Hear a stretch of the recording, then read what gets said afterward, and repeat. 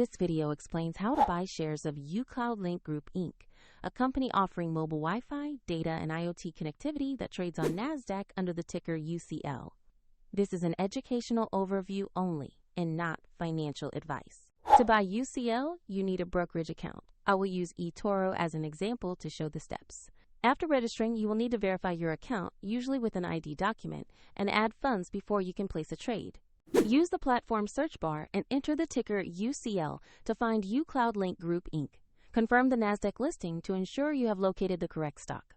Open the asset page to view basic company information and the price chart for UCL. Check the company name and exchange to confirm this is the correct listing. Click Invest. Enter the amount you want to buy, review the order details, and confirm the trade. If the market is closed, the order may be scheduled for the next session. If your available balance is insufficient, the platform will prompt you to add funds before the purchase can complete. Your UCL position will appear in your portfolio once the order executes. Check the link in the description to open eToro and follow the same steps shown in this guide.